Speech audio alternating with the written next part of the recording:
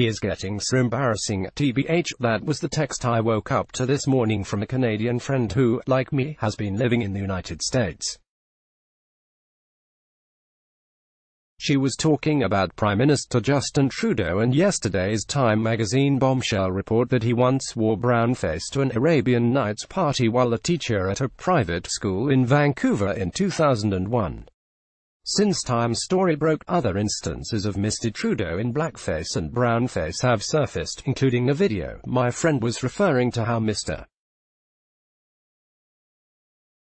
Trudeau is seen on the world stage, but especially in the United States, a country that had a tendency to pretend that Canada didn't exist until Mr.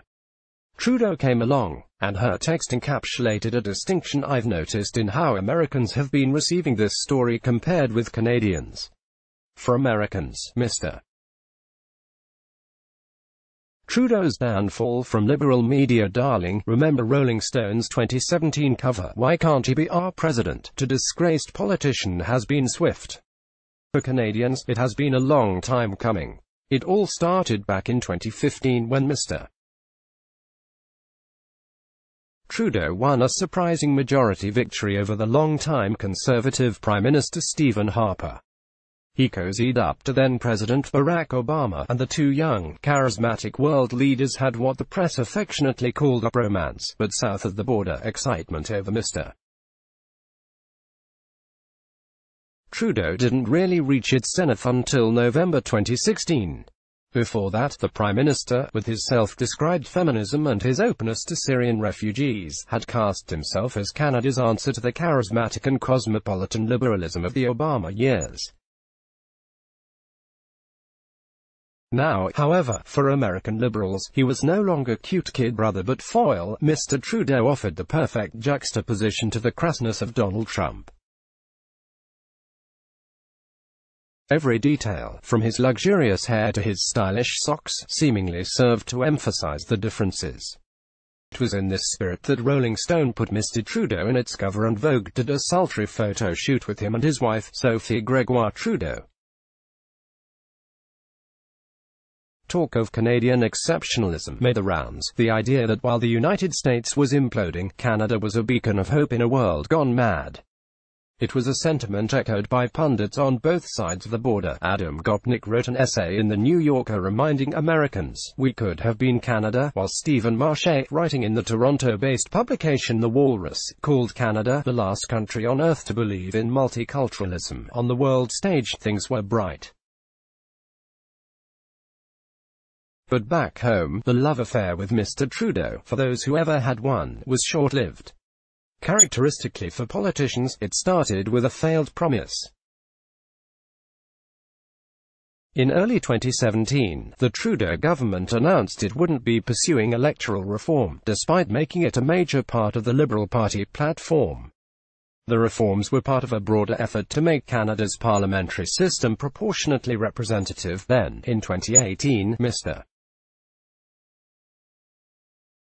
Trudeau made one of his most shocking moves, purchasing the Trans Mountain Pipeline, which runs from Alberta to coastal British Columbia, as part of an expansion project to increase capacity and add portions of new pipeline. Coming from a prime minister who said he was committed to green energy and tackling climate change, the move angered environmentalists and some Indigenous nations who opposed the pipeline, including those who had supported Mr. Trudeau. Trudeau's public image as a liberal feminist committed to gender equality also took a hit with the more recent affair involving the Montreal-based engineering firm SNC-Lavalin. The details of this evolving and very Canadian political scandal are difficult to explain. But in brief, it started with allegations that Mr. Trudeau's office tried to interfere in then Justice Minister Jody Wilson-Raybould's investigation into the firm. The important part, for Mr. Trudeau's brand, is that following the resignation of Ms. Wilson-Raybould and Jane Philpott, a former Treasury Board president, from Mr. Trudeau's cabinet, the Prime Minister kicked him out of his party. For many, this was a shocking way to treat two of his most prominent female allies, including the country's first Indigenous Justice Minister. In Canada, these developments, as well as a host of others, have changed how Liberals see Mr. Trudeau. He is far less popular than he was in 2015, a leader despised on the right and often ridiculed on the left. These stories, though, rarely made a stir in the United States. Occasionally, I'd see articles alluding to Mr. Trudeau's troubles. Recently, Hassan Minhaj's Netflix series, Patriot Act, featured an episode with Mr. Trudeau, in which he uncomfortably answers questions about the gap between his image and his policies. But overall, the American story of Mr. Trudeau is a dream politician for the left, as Mr. Minhaj put it, stuck. Until now, that is. There are two ways this story will be understood, depending on which side of the border you're on. For many Americans, the story connects Canada to what's often seen as a deeply ingrained American tradition, blackface. Down here, Trudeau's brownface and blackface episodes are bursting the Canadian exceptionalism bubble. Slowly but surely Americans are learning we Canadians can be just like you, very, very racist. For Canadians, though, the story is different. It also has bigger stakes, coming as it does in the middle of a federal election that has seen the Liberals and Conservatives neck and neck in the polls.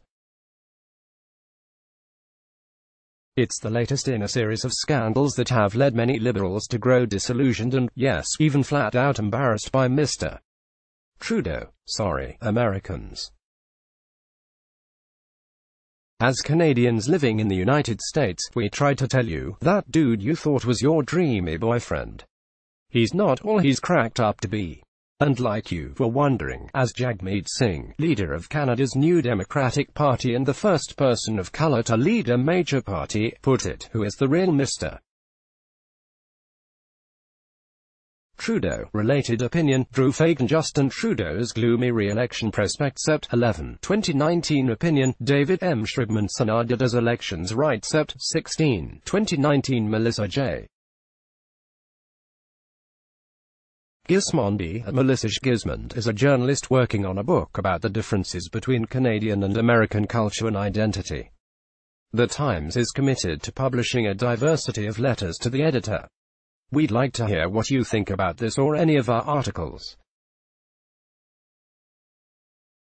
Here are some tips. And here's our email, letters@nytimes.com. Follow the New York Times opinion section on Facebook, Twitter @NightOpinion, and Instagram. Let's block ads. Why?